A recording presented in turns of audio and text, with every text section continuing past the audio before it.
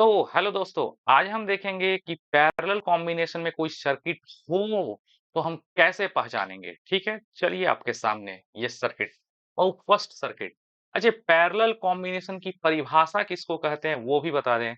और parallel combination को समानांतर क्रम संयोजन या समानांतर क्रम समूहन कहते हैं।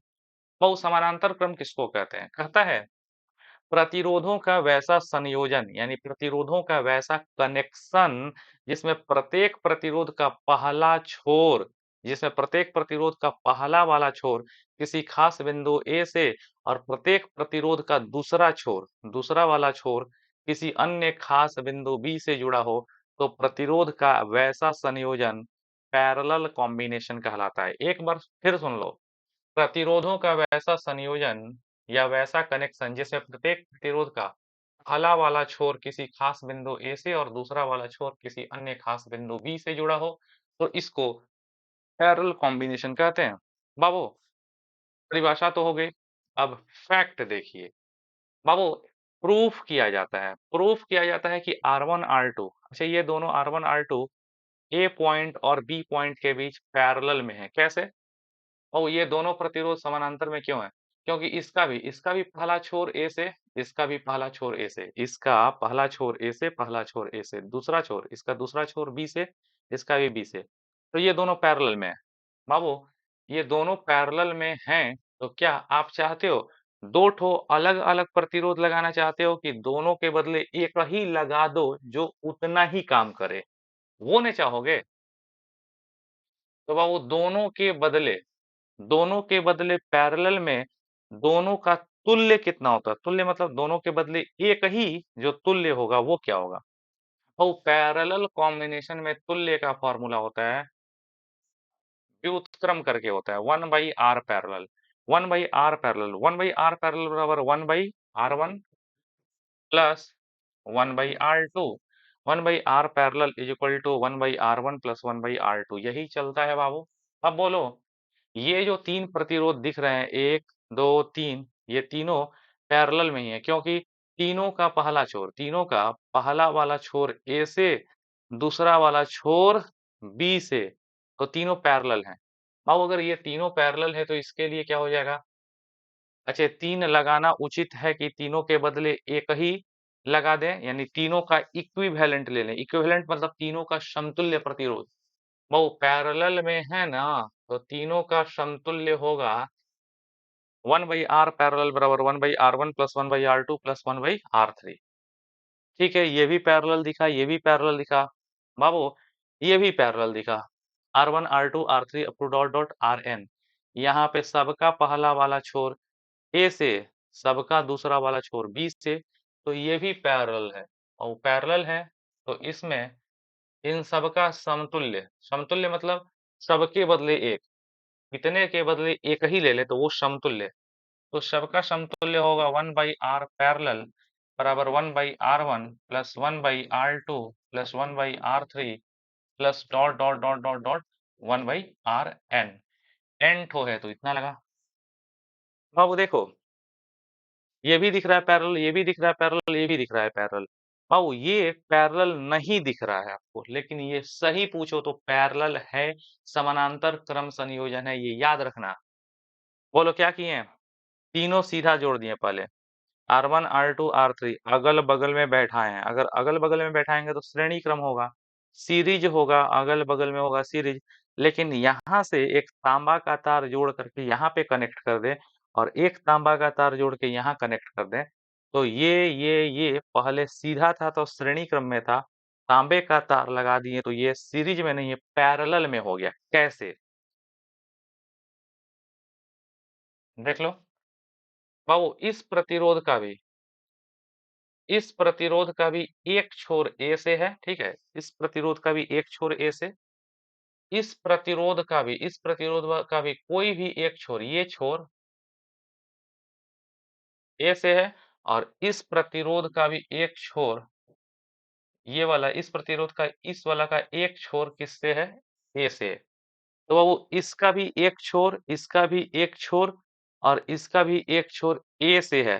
तीनों का एक-एक छोर ए से। अब तीनों का दूसरा छोर देखो। इस वाले का दूसरा छोर किससे है? बी से। इसका दूसरा छोर किससे है? बी से। इसका भी दूसरा जो बचा हुआ छोर किससे है? बी से है। इसका भी जो बचा हुआ छोर है किससे है? बी से है। बाबू तो तीनों का एक-एक छोर ए से और एक-एक छोर बी से है, तो ये भी पैरेलल है। सीरीज मत बूझना, ये पैरेलल हो गया। क्योंकि तीनों का एक छोर, एक छोर, एक छोर, फिर तीनों का दूसरा छोर, दूसरा छोर, दूसरा छोर, एक साथ था, पैरेलल हो गया। ये तीनों पैरेलल है, तो इसके लिए तुल्य क्या होगा बाबू? तुल्य मतलब इन सब के बदले 1। तुल्य प्रतिरोध होगा 1/R पैरेलल बराबर 1/R1 plus 1/R2 plus 1/R3, ठीक? यहाँ तक तो लड़के समझते हैं। लेकिन बाबू यहाँ पे पैरेलल में टेंशन में आ जाते हैं, ये सर कहाँ से हो गया यार? तो टेंशन मत लीजिए, यहाँ पे आपको क्या दिख रहा है? बाबू यहाँ पे पहला प्रतिरोध कितना है? R1। पहला प्रतिरोध R1 है, ये डायगोनल का प्रतिरोध दूगो है। ये R1 है, ये R2 और R2 dash, R2 R2 dash है, और इस डायगोनल में R3 R3 डैश है, और नीचे में है R4। तो बाबू ये R1 और R2 R2 डैश, ये और फिर ये और फिर ये, देखो कैसे इसको तोड़ के हम यहाँ पे लिखे हैं। बाबू पहले तो हमको तुम ये बताओ डायगोनल का, विकर्ण वाला में ये दोनों सीरीज में है ना, ये दोनों अगल बगल में है, सीरीज में है, सीरीज में होगा तो इन दोनों का तुल्य होगा। तुल्य मतलब दोनों सीरीज में है, श्रेणी क्रम में, तो इसका नेट क्या होगा? R2 plus R2 dash. इस और उसी तरह यह भी जो विकर्ण वाला है, इसका भी नेट क्या होगा? R3 plus R3 dash. इसका नेट क्या होगा बाबू? R2 plus R2 dash. इसका नेट क्या होगा? R3 plus R3 dash. अब उसको हटाते हैं। अब वो दिखाते हैं कि ये कनेक्शन कहाँ से ये आया है। बोलो, इसको हम वैसे वहां पे रख दिए हैं, ठीक है। इस प्रतिरोध का बाबू, इस प्रतिरोध का एक छोर कहाँ से है बताओ? ए से। इस प्रतिरोध का एक छोर किससे है? ए से। अब इन दोनों को एक मान लो, और एक मान लो मतलब R2 प्लस R2 डैश होगा। इसका भी एक छोर किससे है? ए से। पहले वाला का भाई एक छोर ए से, दूसरे वाले का भी एक छोर ए से, इस तीसरे वाले का भी, दोनों को एक मान लो, तीसरे का भी एक छोर ए से, और इस चौथे का भी एक छोर किससे बाबू? ए से। तो इसका भी एक छोर, एक छोर, एक छोर, एक छोर, सबका एक एक छोर ए से। बी से भी सबका एक एक छोर है। इस वाले का दूसरा छोर किससे बाबू? बी से। इस वाले का ये दूसरा वाला छोर किससे है? बी से। इस वाले का भी एगो तो इधर है, एगो दूसरा छोर किससे है? बी से। इस वाले का भी दूसरा छोर किससे है? बी से। यानी बाबू सब में का पहला पहला छोर ए से, और सब में का दूसरा दूसरा छोर बी से है। तो बोलो तो बगल में यहाँ पे क्या रख दिए? R1। ऊपर वाला R1 रख दिए, और नीचे में क्या कर दिए? R2 R2 डैश, R2 और R2 dash, R3 R3 dash, देखो विकर्ण वाला R2 R2 dash, R3 R3 dash. ऊपर में R1 है, सेकंड वाले में R2 R2 डैश, तीसरे में R3 R3 डैश, और सबसे नीचे वाले में R4। और सबका पहला छोर A से A से A से A से, सबका दूसरा छोर B से B से B से B से। अब बोलो तो बाबू इस वाले को मिला के क्या कहेंगे? R2 plus R2 dash, R3 plus R3 dash कह देंगे। अब बाद में देखेंगे ये पैरेलल में है, क्योंकि सबका छोर पहला छोर A से, सबका दूसरा छोर B से।